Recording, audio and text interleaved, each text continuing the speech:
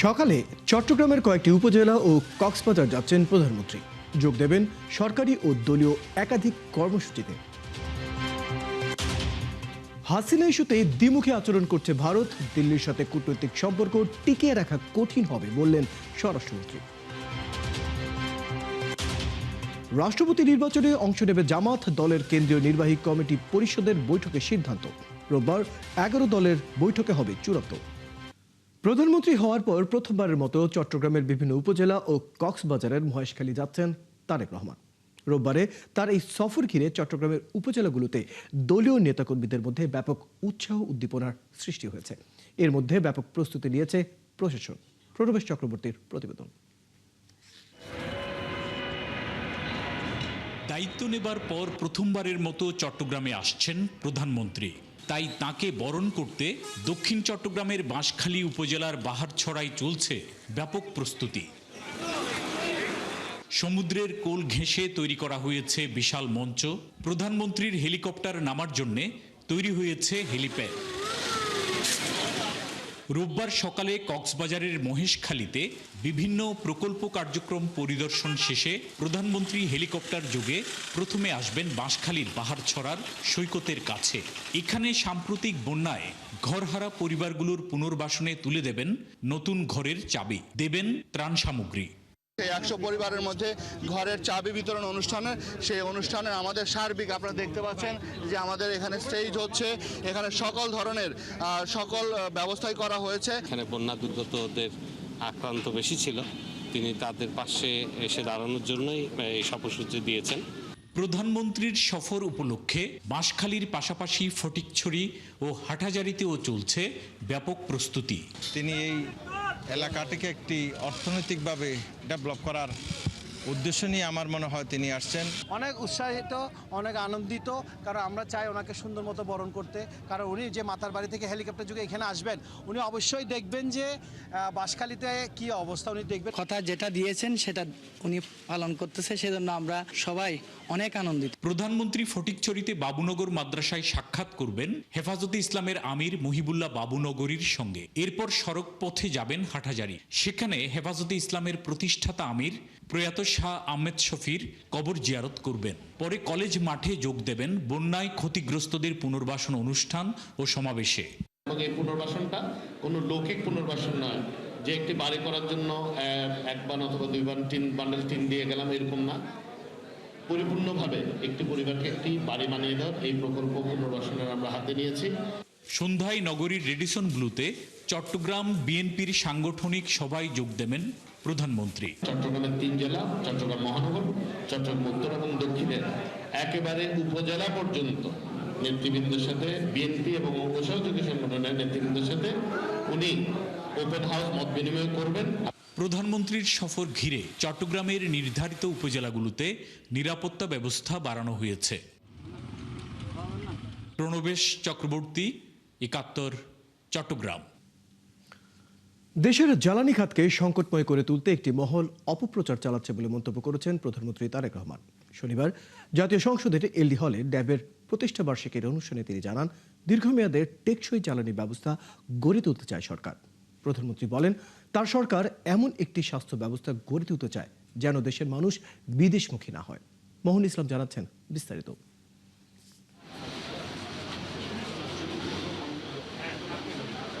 চিকিৎসকদের সংগঠন ড্যাবের 37তম প্রতিষ্ঠাবার্ষিকী।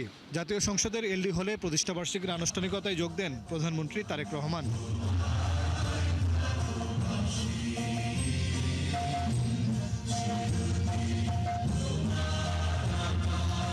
এই সময় অনুষ্ঠানে যোগ দিয়ে ডাক্তার জুবাইদা রহমান বলেন, মানবিক মূল্যবোধের জায়গা থেকে চিকিৎসকদের কাজ করতে হবে। আমি বিশ্বাস করি ডক্টরস অ্যাসোসিয়েশন অফ বাংলাদেশ, ড্যাব, বাংলাদেশের চিকিৎসক সমাজে মানবিকতার ও পেশাগত উৎকর্ষতার একটি উজ্জ্বল দৃষ্টান্ত।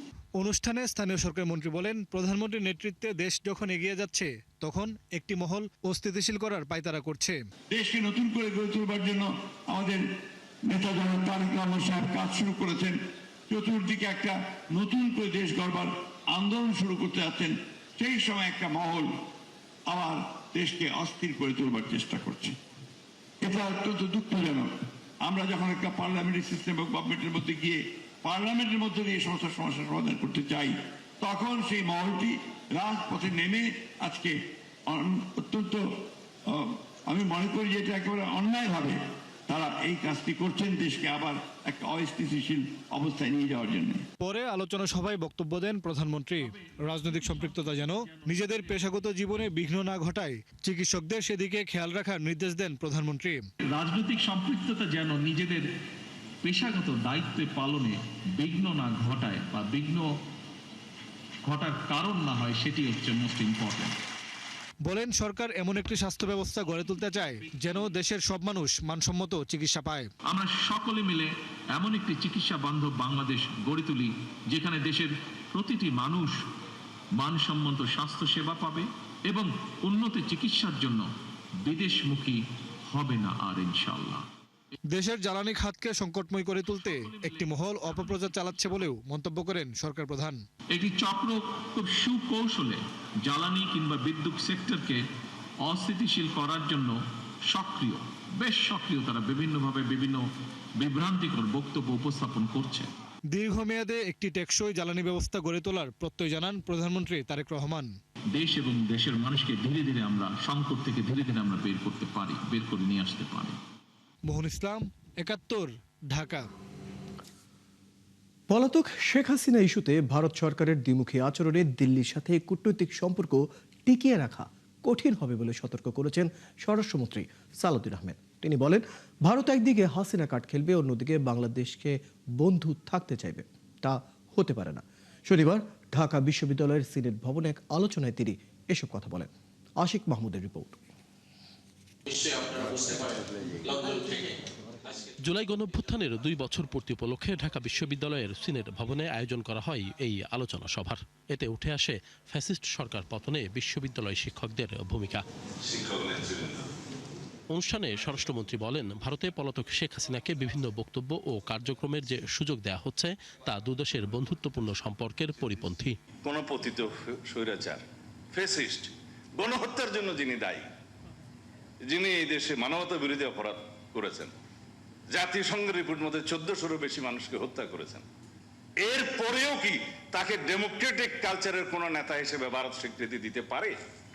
তার দিল্লিতে বসে তৎপরতা চালানোর যে অভিযোগ আমাদের বাংলাদেশের গণতান্ত্রিক কালচারের বিরুদ্ধে, গণতন্ত্রের বিরুদ্ধে, এই দেশের মানুষের বিরুদ্ধে, এই দেশে অস্থিরতা সৃষ্টির জন্য যে সমস্ত বয়ান দিয়ে যাচ্ছেন, সেটা আমাদের অভিযোগ রইল।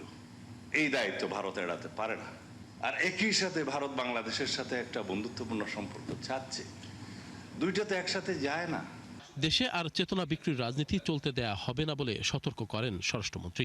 কোন রাজনৈতিক দলের কর্মকাণ্ড যেন আবারও ফ্যাসিবাদকে ফিরিয়ে না আনে, সে বিষয়ে সবাইকে সজাগ থাকার আহ্বান জানান মন্ত্রী। কেউ যদি মনে করে মাত্র 36 দিনের আন্দোলনের ভিতরে 17 বছরের ধারাবাহিক আন্দোলনের কিছুই নেই, তাহলে এটাও রাজনৈতিক অপরিপক্কতা। সেই জন্য বলি, রাজনীতির মাঠের প্রাইমারি স্কুলের বাল্য শিক্ষা শ্রেণীর ছাত্র হিসাবে যদি সবকিছু বুঝে নিয়েছি বলা হয়, আমি তাদেরকে বলবো, নতুন দলের নতুন বন্ধুদের, পুরাতন বন্দোবস্তের রাজনীতি বাংলাদেশে আর হবে না, চেতনা বিক্রির রাজনীতি বাংলাদেশে আর হবে না।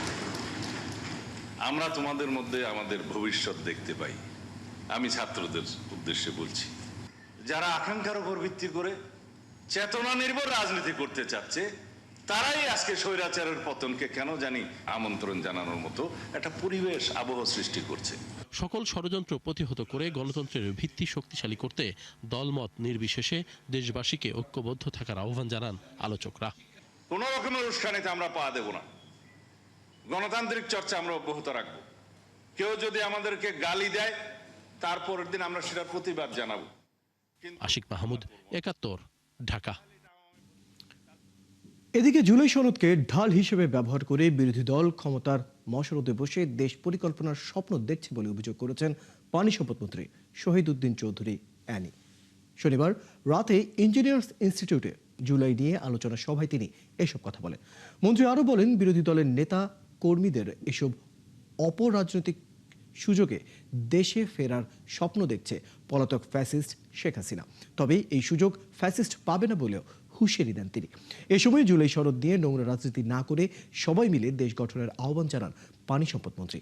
একই সাথে মাত্র 5 মাসে 17 বছরের নানান দুর্নীতি সরানো সম্ভব নয় বলেও মন্তব্য করেন তিনি। জুলাই সনদ নিয়ে ওনারা যে বক্তব্যটি দিচ্ছেন, আমাদের দেশে আমরা অনেক সময় অনেক সস্তা রাজনীতি করেছি। এই সস্তা রাজনীতির উপর ভর করে জনগণকে জিম্মি করে আরেকটা বৈষম্য তৈরি করে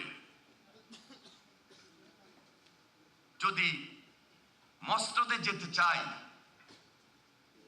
এই মসনদে হয়তোবা কোনো সময় যেতে পারবেন, কিন্তু 17 বছর যে ক্ষতিটা হয়ে গিয়েছে এটা পুনরুদ্ধার করাটা কঠিন হয়ে যাবে। বিরোধী দলীয় নেতার সরকারি বাসভবনে চিত্র প্রদর্শনীতে শেখ মুজিবুর রহমানের ছবি থাকলেও স্বাধীনতার ঘোষক জিয়াউর রহমানের কোনো ছবি না থাকায় ক্ষোভ জানালেন বিএনপির সিনিয়র যুগ্ম মহাসচিব রুহুল কবির রিজভী। শনিবার ঢাকা বিশ্ববিদ্যালয়ে আয়োজিত অনুষ্ঠানে তিনি বলেন, প্রদর্শনীতে শেখ মুজিবুর রহমানের 7 মার্চের ভাষণ, মুক্তিযুদ্ধের বিভিন্ন চিত্র ও জুলাই আন্দোলনের ছবি রয়েছে, কিন্তু জিয়াউর রহমানের কোনো ছবি নেই।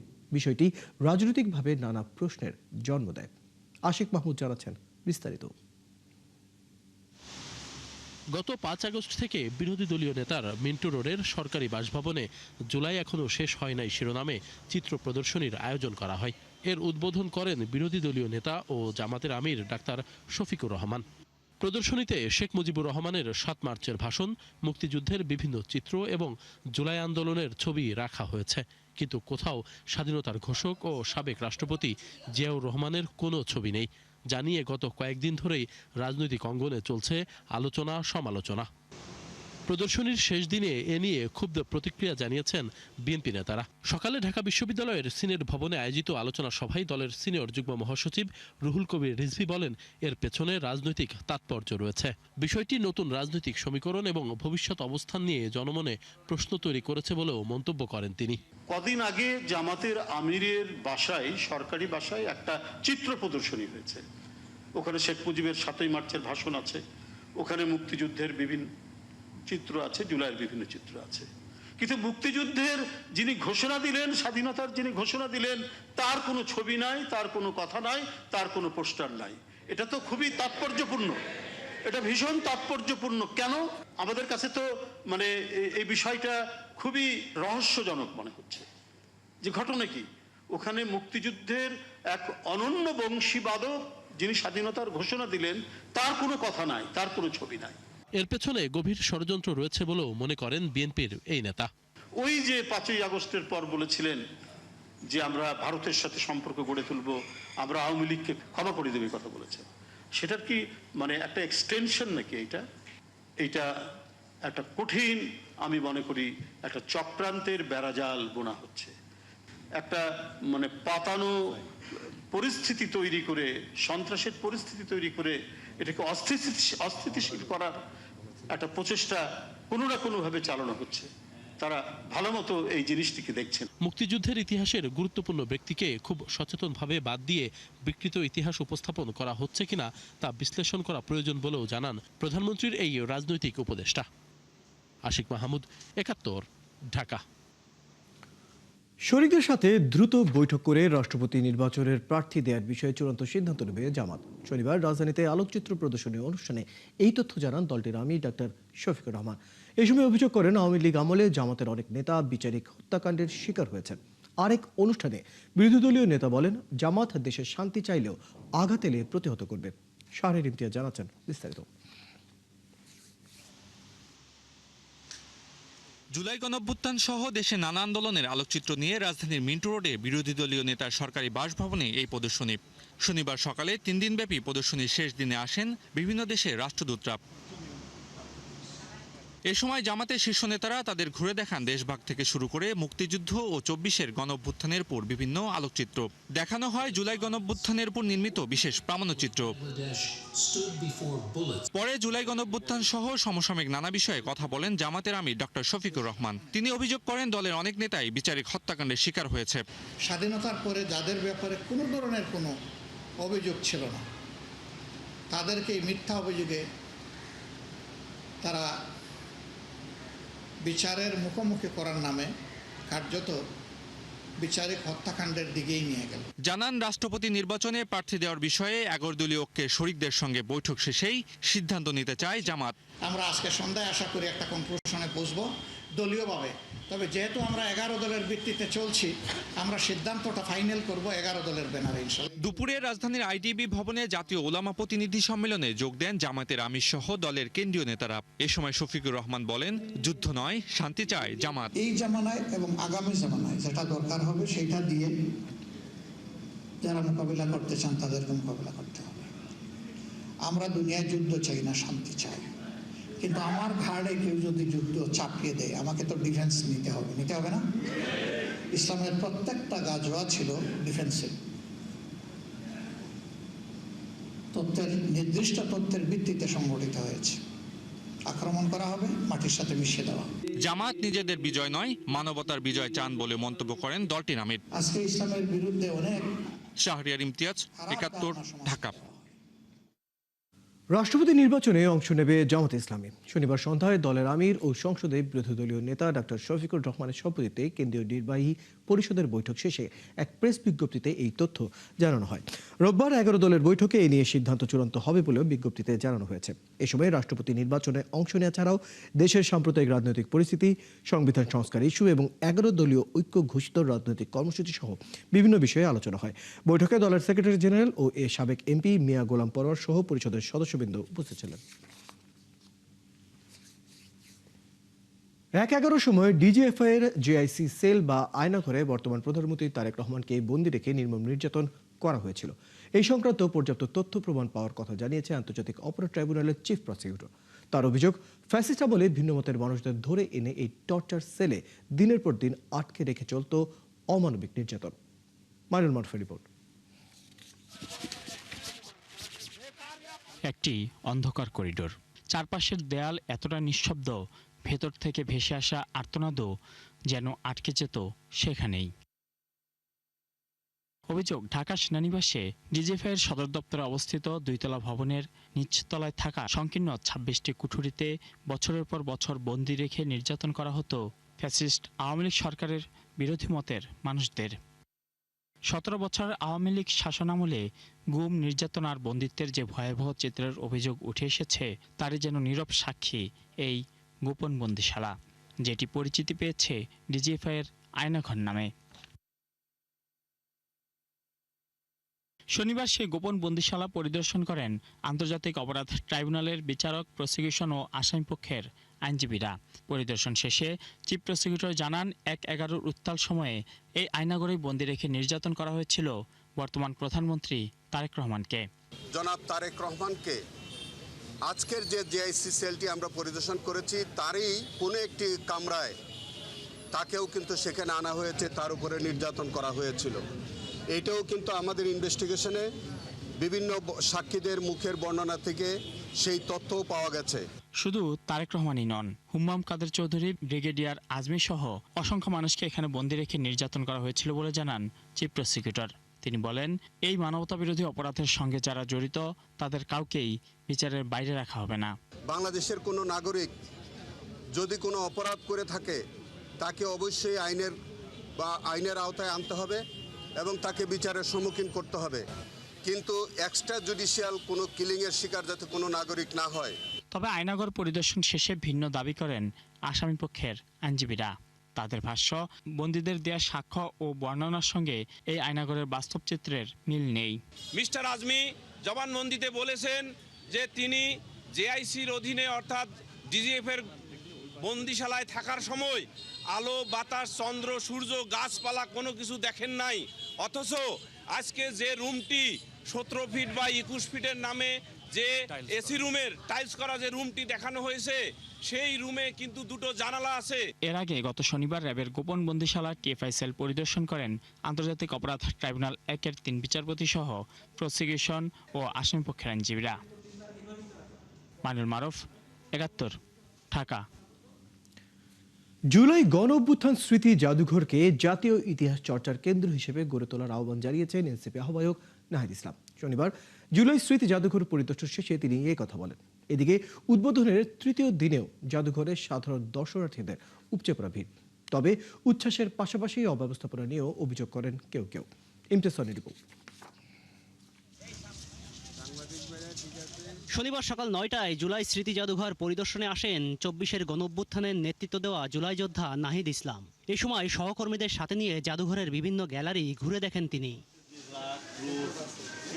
জুলাই গণঅভ্যুত্থানের সময়কার বিভিন্ন আলোকচিত্র, গুরুত্বপূর্ণ দলিল, স্মারক ঘুরে দেখেন এনসিপির নেতারা। পরিদর্শন শেষে জাদুঘরের প্রদর্শনী ও বিন্যাস নিয়ে অসন্তোষের কথা জানান নাহিদ ইসলাম। বলেন, জুলাই গণঅভ্যুত্থানের ইতিহাস কোনো রাজনৈতিক দলের নয়, এটি জাতীয় ইতিহাসের অংশ। এখানে যাতে কোনো ধরনের দলীয় ইতিহাস পরিণত না হয়, এটা একটা প্রকৃত ইতিহাস চর্চার জায়গা এবং একটা জাতীয় ইতিহাসের কেন্দ্রে যাতে আমরা এটাকে রাখতে পারি। ভারতের সাথে বাংলাদেশের কূটনৈতিক সম্পর্ক নিয়েও বিএনপির সমালোচনা করেন বিরোধী দলীয় চিফ হুইপ। তার দাবি, ভারতের বিষয়ে বিএনপি ভীতির রাজনীতি করছে। বিএনপি হয়তো ভারতকে ভয় পাচ্ছে, তারা সবার আগে বাংলাদেশ বললেও আমরা দেখছি যে এখানে সীমান্ত হত্যার একটা সেগমেন্ট ছিল। আমাদের যেই সীমান্তে আমাদের যে সকল ভাই বোনেরা হত্যাকাণ্ডের শিকার হয়েছে বিএসএফ ভারতীয় বাহিনী দ্বারা, প্রায় তাদের একটা তালিকা ছিল, ফেলানির একটা ভাস্কর্য ছিল, সেই জিনিসগুলো সরিয়ে ফেলা হয়েছে। মোদি বিরোধী আন্দোলনের কিছু স্মৃতি ছবি ছিল, সেটা সরিয়ে ফেলা হয়েছে।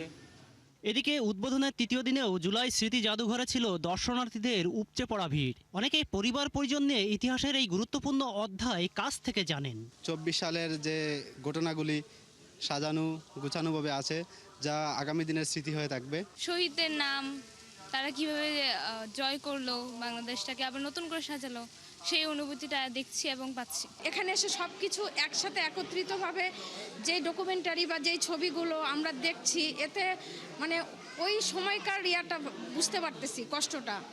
জুলাই গণঅভ্যুত্থানের নানা স্মৃতি নিয়ে দর্শনার্থীদের চোখে মুখে ছিল উচ্ছ্বাস। তবে জাদুঘরের বেশ কিছু অব্যবস্থাপনা নিয়ে ক্ষোভ জানান কেউ কেউ। জুলাই আন্দোলনের প্রথম শহীদ আবু সাঈদের ছবি এখানে নাই, এটা হচ্ছে জাতির জন্য অত্যন্ত দুঃখজনক। এটাতে অনেক ঘাটতি আছে, অনেক মিসিং আছে। এন্ট্রান্স যে পথটা, এটা যেন আরো প্রশস্তিত করা হয়, কারণ এখানে অনেক গ্যাদারিং হয়। মহিলাদের জন্য একটা লাইন রাখা দরকার, পুরুষদের জন্য একটা লাইন রাখা দরকার। জুলাই গণঅভ্যুত্থানের স্মৃতি ও ইতিহাস ভবিষ্যৎ প্রজন্মের কাছে তুলে ধরতে এই জাদুঘরকে আরও সমৃদ্ধ করার দাবি দর্শনার্থীদের। ইমতিয়াজ সনি, ৭১, ঢাকা। শেষ হলো দেশের অন্যতম বড় তরুণ বিপণন প্রতিযোগিতা অ্যাড মেকার বাংলাদেশ 2026-এর 11তম আসর। সারা দেশের বিশ্ববিদ্যালয়গুলো থেকে আসা ৮ শতাধিক দলকে পেছনে ফেলে প্রতিযোগিতায় চ্যাম্পিয়ন হওয়ার গৌরব অর্জন করেছে আইবিএর দল টিম অ্যাডভেঞ্চার।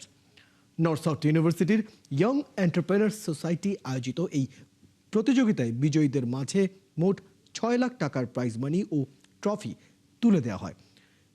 অ্যাডমেকার বাংলাদেশ 2026-এর বহুল প্রতীক্ষিত গ্র্যান্ড ফাইনালের মুখোমুখি হয় সেরা 6 দল। ব্র্যান্ডিং, কৌশলগত যোগাযোগ ও ভবিষ্যৎ বিপণন কাঠামোর মতো বাস্তব কর্পোরেট চ্যালেঞ্জ পার করে ফাইনাল রাউন্ড দ্য ক্রিয়েটিভ 5-এ নিজেদের ক্যাম্পেইন স্থাপন করে তরুণরা। কর্পোরেট ব্যক্তিত্ব ও বিচারকদের বিশ্লেষণ শেষে চ্যাম্পিয়ন বিজয়ী হিসেবে টিম অ্যাডভেঞ্চার্সের হাতে তুলে দেওয়া হয় ৩ লাখ টাকার প্রাইজ মানি।